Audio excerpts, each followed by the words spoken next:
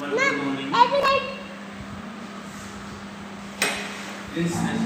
Secondary school की online क्लासों में आपकी शर्मा की तरफ से स्वागत है। मैं व्यवसाय प्रबंधन का अध्यापक हूँ। मैंने कल जो है अभिप्रेरणा मोटिवेशन के बारे में पढ़ाया गया है, जिसकी आवश्यकता उसकी महत्वपूर्ण से, और मैं 10 महत्वों के बारे में मैंने आप चर्चा की। सबसे पहले जो महत्व बताया गया कि लक्ष्य की प्राप्ति में सहायक है, दूसरा में बताया गया कि नारी संतुष्टि में वृद्धि, तीसरा जो महत्व बताया गया है कि संसाधन का सदुपयोग होता, मनोबल में वृद्धि, और पांचवा महत्व जो बताया गया अच्छे संबंधों का निर्माण, और छठा बताया गया कर्मचारी आवक में कमी, और सातवां बताया गया संसाधनों के कार्यकाल, और आठवां बताया गया मजदूरों की सुविधा, और नौवां बताया गया सामूहिक भावनाओं को प्रभाव, और दसवां बताया गया संस्था में वर्ग। आज जो टॉपिक चलेगा आपके अभिप्रेरणा जो है, अभिप्रेरणा की तकनीकें कौन कौन सी है। तो अभिप्रेरणा की दो प्रकार की तकनीकें पाई जाती हैं, एक तकनीकी वित्तीय तकनीकी और दूसरी एविक्टिव तकनीकी। तो आपके जो लिस्ट में जो दे रखी है वित्तीय तकनीक के अलावा जो दे रखी है वो अवित्तीय तकनीकी दे रखी है।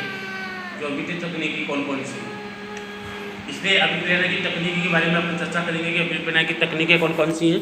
तो देखिए, अभिप्रेरणा की तकनीकों के बारे में अपन चर्चा करेंगे कि अभिप्रेरणा की तकनीकें कर्मचारियों को अभिप्रेरित करने के लिए विभिन्न जो है संस्था में विधियों को काम में लिया जाता है, लेकिन अध्ययन की दृष्टि से उन्हें दो भागों में बांटा जा सकता है। तो देखिए, दो भागों में कौन कौन सी हैं वो मैं आपको बता रहा हूँ।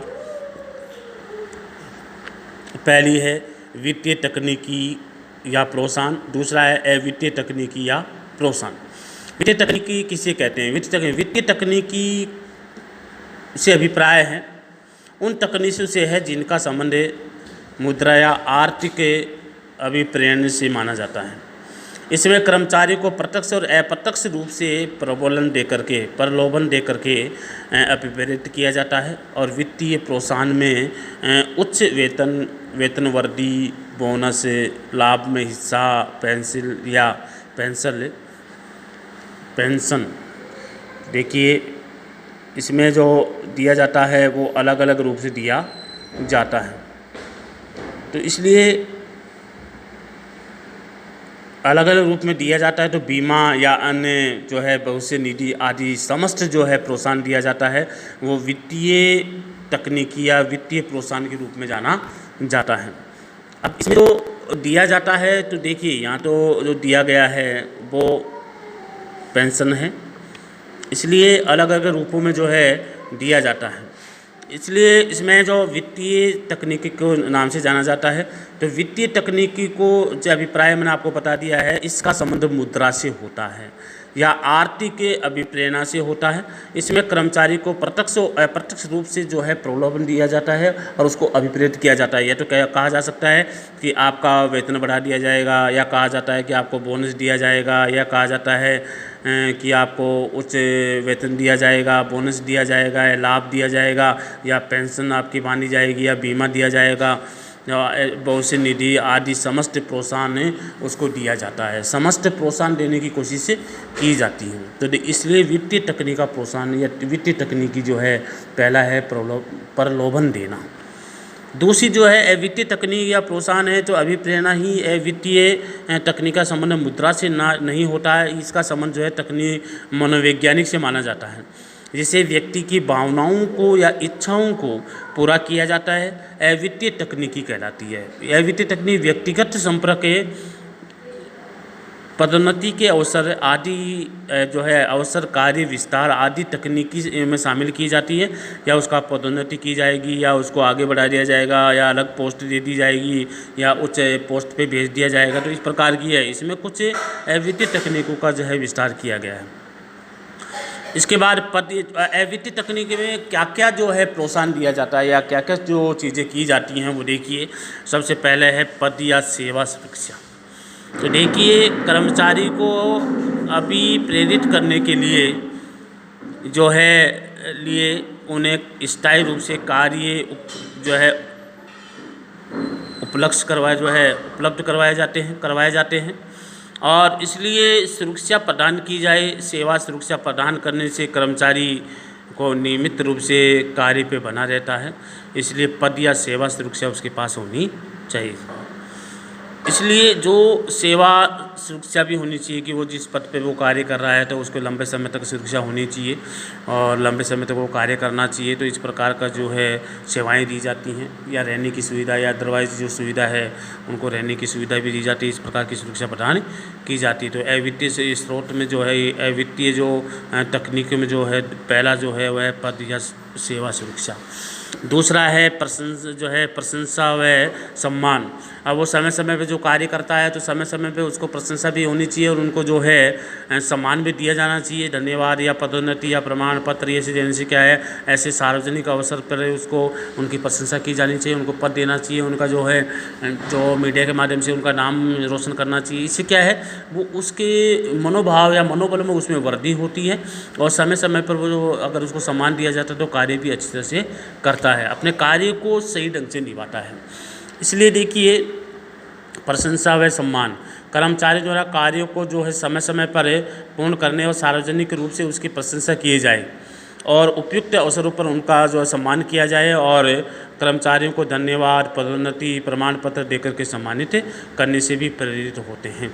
अगर ऐसे समय समय पर जो अगर सम्मानित करोगे तो वो भी प्रेरित होते हैं और वो अच्छा कार्य करने की कोशिश करते हैं। तो प्रशंसा और सम्मान समय समय या अवसर पर प्रशंसा और सम्मान देना चाहिए।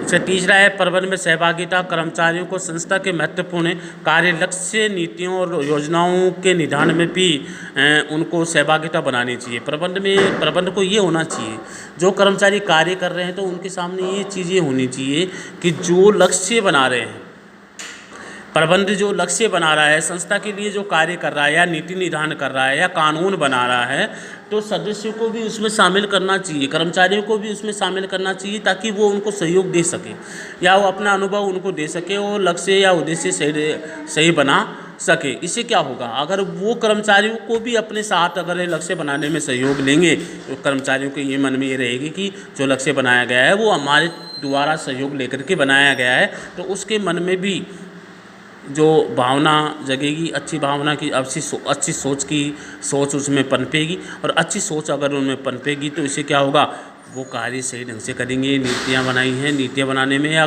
प्रबंध को आगे बढ़ाने में अपना सहयोग अच्छी तरह से करेंगे। तो ये प्रबंध में सहभागिता भी एक महत्वपूर्ण है, अभिप्रेरणा के रूप में मानी जाती हैं। और चौथा है प्रभावी नेतृत्व और पर्यवेक्षण। संस्था में एक अच्छा नेतृत्व तथा एक अच्छा पर्यवेक्षण श्रम संबंधों में मधुरता उत्पन्न करता है। इसलिए अच्छा नेतृत्व कर्मचारियों में कार्य करने के प्रति रुचि जागृत कराता है, तो एक अच्छा पर्यवेक्षक ही अपने व्यवहार से कर्मचारियों को प्रेरित करता है। देखिए इसमें बहुत अच्छी बात कही है कि प्रभावी नेतृत्व और पर्यवेक्षण करना होना चाहिए। जो इस व्यक्ति को प्रभावी नेतृत्व होगा या प्रभावी कार्य करने की जो उसमें नेतृत्व होगा तो वो कर्मचारियों के साथ अच्छा व्यवहार भी रखेगा, अच्छा कार्य करने की कोशिश भी करेगा और उसमें समय समय पर उसको प्रोत्साहन भी करेगा या पर्यवेक्षण भी देगा कि आपको ऐसा करना है ऐसा करना है। लेकिन वो प्रभावी नेतृत्व के ऊपर निर्भर करता है कि प्रभावी नेतृत्व अच्छा होना चाहिए। अगर प्रभावी नेतृत्व अच्छा होगा, उसका व्यवहार अच्छा होगा तो कर्मचारी भी अच्छा कार्य करेंगे और कर्मचारियों के साथ उनका व्यवहार अच्छा होगा तो क्या होगा, कर्मचारी उनके साथ मिलजुल के कार्य करेंगे और संस्था को आगे से आगे ले जाने में भी उनका योगदान सबसे ज़्यादा होगा। जब संस्था को आगे ले जाने में उनका योगदान इसलिए होगा कि प्रभावी नेतृत्व सबसे इम्पोर्टेंट महत्व रखता है कि उस कर्मचारी का, उस अधिकारी का व्यवहार कैसा है। अगर उस कर्मचारी का उसका व्यवहार अच्छा है तो ये मानो कि वो संस्था बहुत ऊंचाई पे जाएगी, सभी को साथ लेके चलेगी। तो ये सोचना चाहिए कि वो ऊंचाई पर जाएंगे और ऊंचाई पे जो जाएंगे तो वो प्रभावी नेतृत्व के ऊपर निर्भर करता है और अच्छा समय समय पर अच्छा मार्गदर्शन देता है अपने कर्मचारियों को, तो कार्य अच्छी रुचि जागृत करने की कोशिश करता है। तो इसका मानो कि अच्छा पर्यवेक्षक है, अपने कर्मचारियों के व्यवहार में कर्मचारियों को प्रेरित करता है। तो इसका तात्पर्य ये होता है वो संस्था बहुत ऊंचाई पे जाएगी। एक अगला जो इसमें बताया गया पांचवा जो इसमें जो वित्तीय तकनीक में पांचवा जो प्रोत्साहन देने वाली जो चीज़ है वो है प्रत्यायोजन। प्रत्यायोजन का तात्पर्य होता है कि कर्मचारी कार्य करते हैं, किसी कर्मचारी को कार्य पूरा नहीं करने हेतु पर्याप्त अधिकार दिए जाएं या अधिकार दिए जाएं तथा अधिकारियों के साथ उत्तरदायित्व की भावना को भी बढ़ावा दिया जाए, देकर कर्मचारियों को विश्वास जागृत कर सकते हैं। प्रत्यायोजन का तात्पर्य ये होता है कि कार्य बांटना, अधिकारियों के जो है उत्तरदायित्व की भावना जागृत होनी चाहिए, उनको कार्य को बांट देना चाहिए। जब कार्य बांट दिए जाते हैं तो वो अपने उत्तरदायित्व के द्वारा या रिस्पॉन्सिबिलिटी के माध्यम से वो अपना कार्य सही ढंग से करता है। जब रिस्पॉन्सिबिलिटी उनके पास रहेगी तो वो क्या है कि वो अपना अपना कार्य सही ढंग से करेगा और समय के अनुसार वो आगे भी बढ़ेगा। तो अधिकार जो उसको दिया गया है वो अपने अधिकारों को सही ढंग से प्रयोग करेगा। इसलिए ये जो 5 जो है वित्तीय स्रोत में 5 प्रोत्साहन हैं, जिसमें मैंने आपको बता दिया गया है। पहला है पद और सेवा सुरक्षा, दूसरा है प्रशंसा और सम्मान, तीसरा है प्रबंध में सहभागिता, चौथा है प्रभावी नेतृत्व और पर्यवेक्षणकर्ता, और 5वां है प्रत्यायोजन। इससे आगे और भी हैं प्रोत्साहन देने वाली चीज़ें हैं, वो आगे कल की क्लास में आपको पढ़ाया जाएगा। इसलिए मैंने जो आज आपको जो अभिप्रेरणा की तकनीकें हैं 2 प्रकार की होती हैं, और अभिप्रेरणा की 2 तकनीकों, पहली तकनीक है वित्तीय और दूसरी है अवित्तीय। तो वित्तीय तो उसमें धन या संबंधी जो है प्रलोभन दिया जाता है, मतलब, और अवित्तीय स्रोत जो है उसमें पद, सम्मान, प्रशंसा या उत्तरदायित्व या अधिकार जो भी दिए जाते हैं, सहभागिता। तो ये चीज़ें जो है एक संस्था के लिए बहुत अच्छी चीज़ें मानी जाती हैं। जो अवित्तीय स्रोत सबसे अच्छा माना जाता है, ताकि समय समय पर कर्मचारियों को प्रोत्साहन किया जा सके। इसलिए आज की क्लास इतनी है, कल आगे की जो कौन कौन से प्रोत्साहन हैं उनके बारे में बताया जाएगा। जय हिंद।